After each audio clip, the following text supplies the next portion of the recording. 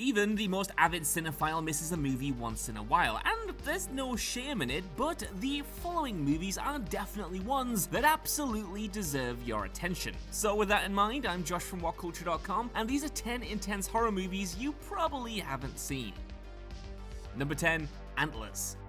A seriously disturbed creature feature with two great actors in Jesse Plemons and Kerry Russell at the center of it. How on earth did Antlers not get more buzz? The two performers here play siblings reunited for the first time in years following the death of their abusive father. Kerry's Julia is struggling to cope with being in the same house and town that served as the backdrop of her trauma, all the while trying to fulfill her job as a teacher at a local school. With one of her students showing signs of abuse, she begins to investigate, realizing quickly that the cause may not be of this world. What comes next is a gnarly ride containing some absurdly dark moments of gore and some of the finest practical creature effects in the past few years. This blending of real-world trauma and monster movie violence makes it a heavy watch for sure, but not one that ever feels exploitative.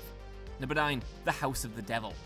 Before director Ty West struck gold with his 2022 slasher homage X, he wrote and directed an array of much smaller, lesser-known titles, the finest of which is undoubtedly The House of the Devil, a retro supernatural slasher set in the 1980s, which employs the best and worst tropes and techniques of the era to claustrophobic effect. The House of the Devil follows a college student called Samantha Hughes to a babysitting job for an elderly woman in a gothic house. So yeah, all of the essential ingredients for a blood and scream stew. Under a lunar eclipse, Samantha faces sinister forces fighting for her life against a Satanist plot. What makes the flick so intense though is how slowly it burns the tension, building and building and then denying you the catharsis of a payoff until you just can't take it anymore. Laden with practical effects and gore, liberal use of handheld shaky cam and non-dolly zooms, the film is a callback to genre stylings that have long since been out of fashion, but are arguably far better at evoking tension and a strong, gut-emptying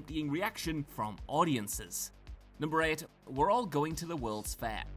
Undoubtedly the most niche movie on this list, We're All Going to the World's Fair is very much an art house horror movie through and through. So don't go into it expecting killer effects or big set pieces. This is very much a character study all about young teenager Casey and her relationship with herself and the internet. We follow Casey as she takes part in an online metagame called We're All Going to the World's Fair, which, after watching a creepy introductory video, is set to physically transform its players over the weeks and months that follow. Casey then spends her time watching low-viewed vlogs from people supposedly affected by the game, themselves apparently turning into plastic or pulling arcade tickets out of gaping wounds in their arms. In turn, she starts recording her own days, which get more and more unhinged. A psychological horror, We're All Going to the World's Fair is like 8th grade directed by David Lynch. It captures growing up on the internet and trying to figure out your identity, consuming creepypastas and myths online. Likewise, the story is also presented as a representation of gender dysphoria and disassociation, drawing from the experiences of its non-binary director and writer, Jane Schoenbrunn. It's heady and a bit messy, but unlike anything else you'll see on this list. Number 7, Battle Royale 2 Requiem. The hard-to-find sequel to the seminal cult classic original, Battle Royale 2 Requiem picks up a few years after the first movie, where Battle Royale survivor Shuya Nanahara has gone on to form a rebel terrorist group called the Wild Seven. Their objective? Declaring war on adults. In response, a fresh group of high schoolers are recruited into a whole new game of bloody slaughter, with a few extra rules to boot. Suited, booted, and electronic collared, the students are tasked with assassinating Shuya in his island hideout. Exploding necks, savage betrayals, and all manner of violence ensues. It's a little wonky, especially compared to the original, and segues into something of a paramilitary actioner around the halfway mark and never quite recovers the intensity of its initial act, but still, what an intense first act that is, and what a wild ride the second half still proves to be. Number 6, The Endless. The indie horror The Endless brings together cults, time loops, and otherworldly beings for a pressure-building few days in the forest. Filmmakers Justin Benson and Aaron Moorehead star as brothers and otherworldly versions of themselves, Justin and Aaron Smith, who receive an ominous videotape and decide to return to Camp Arcadia, the backwoods UFO death cult that they fled years earlier. But the cult members do not seem to have aged at all in the intervening years when they do return, and a malevolent omnipresent presence surrounds everything they do. Events only get stranger from there, as the brothers encounter double moons rising in the sky, tug-of-wars with a rope tethered to the darkness itself, and a hallucinogenic red drug, cultivated from plants that grow in the forest, which the cult call the Endless. Time distorts in unexpected and chilling ways, and the forest closes in on them, building events to fever pitch as the ascension approaches. So while you may have never heard the names Benson and Moorehead before, if there's one good reason to change that, it's watching the Endless. Number 5, Kill List.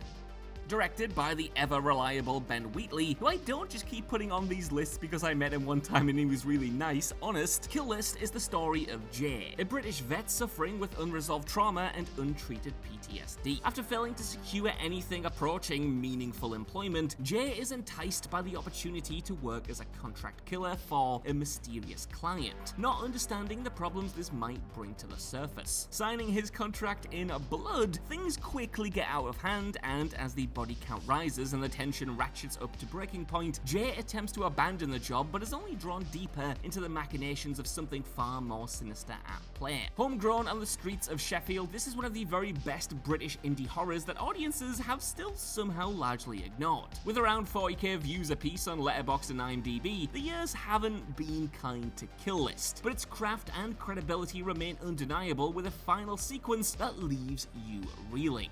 Number 4, Revenge.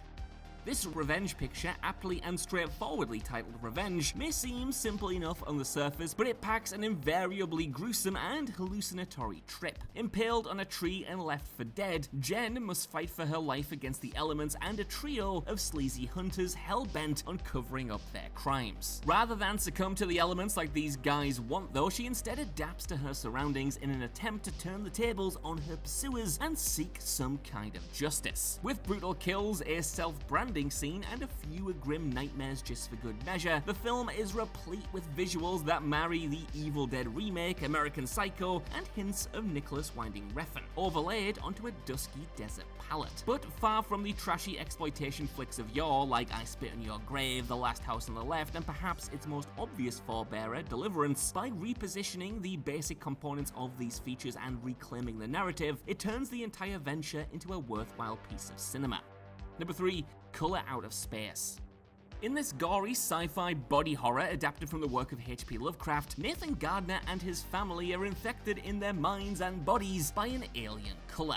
Before you can say, ugh, their idyllic rural life is turned into a nightmare of blood, guts, and mutation, as animals and family members alike are fused together in horrific new combinations. Now, over the past few years, we have been witnessing Nicolas Cage's return to form as he has transitioned his approach to taking parts away from anything and everything to anything and everything, but also some films that actually do mean something on top of that. And this entry in the rejuvenated Cage canon sits comfortably alongside Mom and Dad, Willy's Wonderland, and Mandy. While the sheer intensity at play and the destruction of Color Out of Space's characters, relationships, and setting might not be for everyone, the dark triumvirate of the director, Nicolas Cage, and source material offers a worthy trial by fire.